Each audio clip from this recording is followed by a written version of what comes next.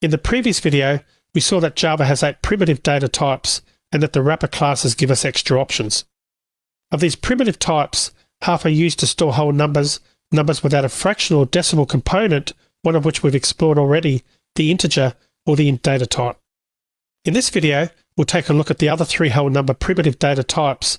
These are the byte, the short, and the long. We've previously said that Java has 4 primitive data types used to store whole numbers. These are the byte, the short, the int, and the long. They are listed here in this table by the range of values the type will support. The byte supports the smallest range, and the long supports the largest range. So short is shorter than int, meaning the value range of valid values is shorter, and long is longer than int, and the byte is the smallest of them all. So let's start with the byte.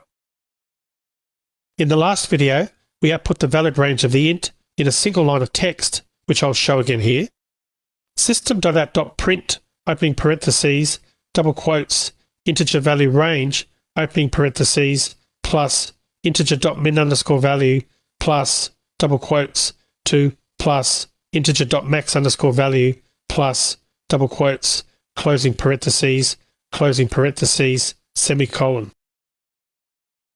We use the wrapper class integer to get the min value and max value from that class and append it all in a single line of code. One reason to do it this way was to first show you how to print out different types of data using the system.out.print statement. And also, for the next few exercises, I think you'll find it's a bit easier to see the ranges in a single statement, like we've done here. Our output is printed out in a single line of text, as we can see. So how do we go about exploring the range for a byte data type?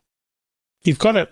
We use the byte with a capital B wrapper class and replace integer everywhere in the previous statement we see with the byte. So let's do that.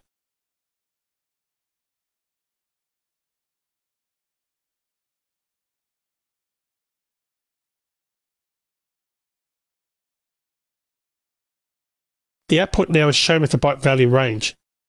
Now you can see that in the case of a byte, the range is quite small. The minimum value of a byte is minus 128. The maximum value of a byte is 127. Given its small range, you probably won't be using the byte data type a lot. The byte wrapper class is the byte. Maybe one reason to use a byte is if you had a requirement to store a lot of numbers that are within that range and you want to save memory or try to boost performance. A smaller data type takes up less space and can be quicker to access. Generally, however, this is less of a concern today because of speed of modern computers, but certainly was a factor when Java was first created. Another reason to use the byte instead of an int is if you wanted to document that you're only expecting or using a small range of values. This can be a form of code documentation in the sense that someone would read the code and then note you're using a data type, in this case that is quite small, and that there was a specific reason for it. Alright, so that's the byte data type. The next one we're going to look at is our short data type. Let's do the same thing we did before and print the range out in a single system.out.print statement. I think by now you might agree with me that it's pretty handy to have the ability to use the arrow keys in JShell to retrieve statements we've already executed. This lets us quickly edit them and test similar code. We'll do that now to get the range of values for a short using the short with a capital S wrapper class.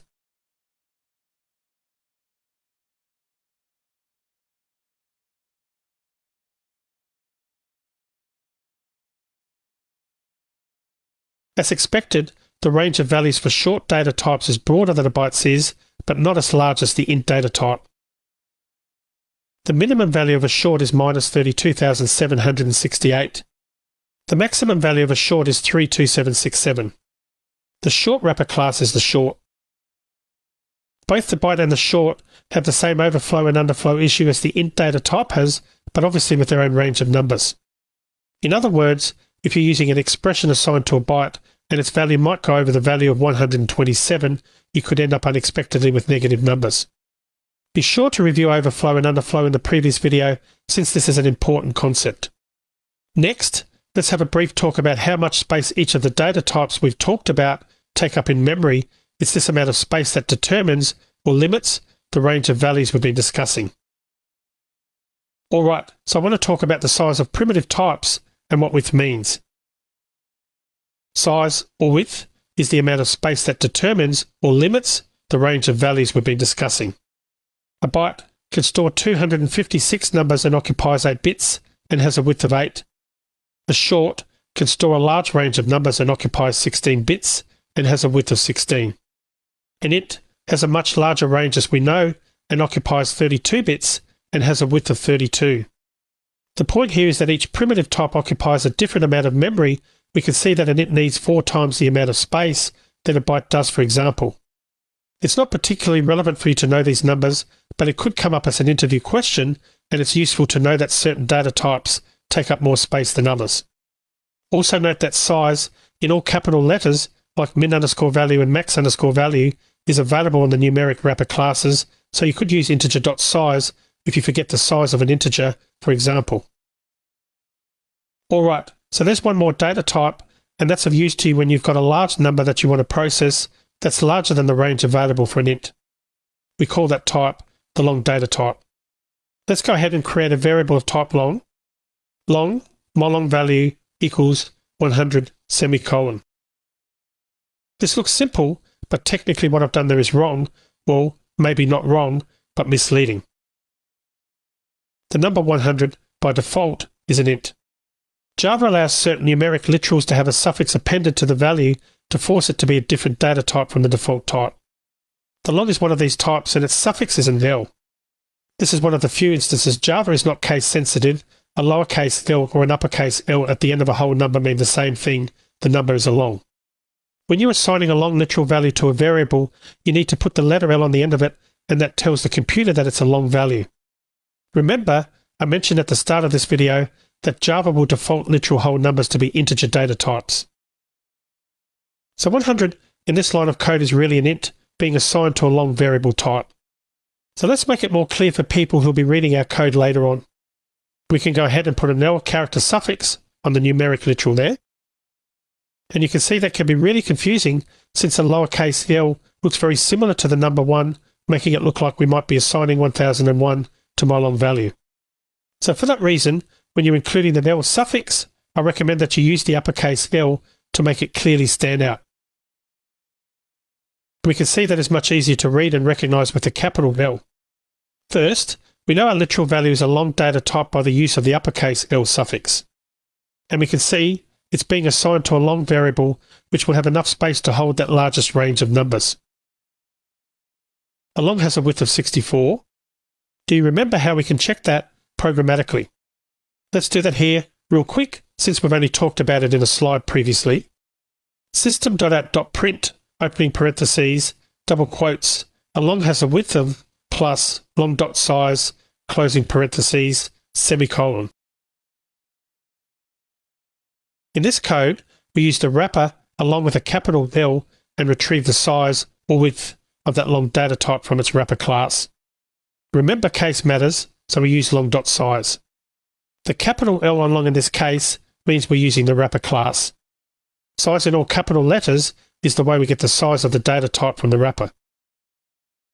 The size of 64 is obviously double the size of an int data type, which we established had a width of 32.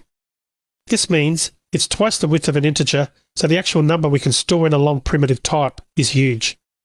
It's actually 2 to the power of 63. Let's get that range as we've done previously for the other data types.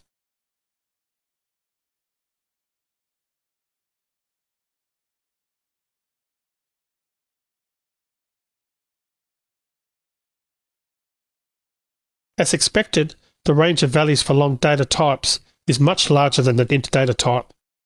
Now, compare that to the size of an integer, and it's significantly larger, as you can see. How big is the difference in the range of values that a long can store compared to the int? You can see from this table that the difference is quite significant.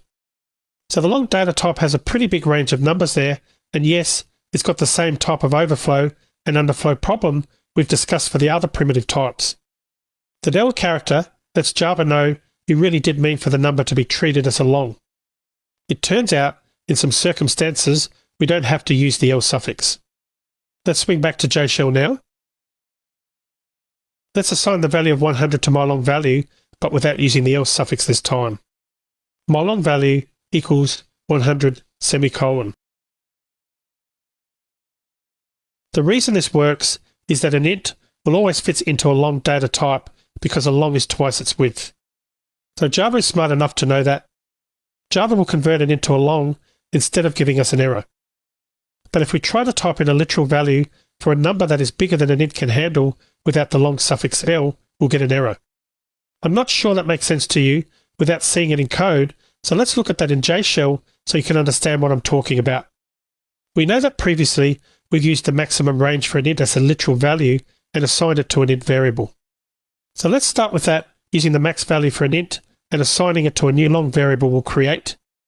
Long, big long literal value equals 2_147_483_647 semicolon. We know that's the maximum integer number. But if we change that, making the value bigger, which we'll do here by adding an underscore, and the number's 234 to the end of the literal value in the previous statement. And now we get an error, as we can see there, integer number too large. Clearly, Java is telling us it's still treating that number as an integer. A numeric literal that exceeds integer.max_value must use the nil suffix. We cannot create a numeric literal in Java that exceeds integer.max_value without using the nil suffix. We'll always get the error integer number too large. So if we put an L on the end of the number there, it treats it as a long. Now suddenly that number has been accepted. Clearly this is correct. It's got the 234 which we added at the end. Before we finish the video, let's talk about how Java is also smart when it comes to converting numbers from an int data type to something smaller like a short type. Java can determine if the numeric literal value we're going to use is not going to fit into the short variable. Let's look at this with some code in JShell. Short, big short literal value equals 32768 semicolon. Clearly we've got an error there and it's saying incompatible types. It requires a short but found an int and the value of the int doesn't fit into a short data type whose max value we've seen in this video is 32,767. But if we change that last digit to a 7, which we know is valid because it's the maximum value of a short data type, the error's disappeared and Java is quite happy to let you assign the literal 32,767, which is by default an integer, to that short variable. In this particular case, the literal number we've entered doesn't exceed a short's maximum value and it can actually fit directly into our short variable. Alright, so let's finish the video here, and in the next one we'll start talking about a bit of arithmetic using these data types, and then we'll talk about another important concept called casting. So I'll see you in the next video.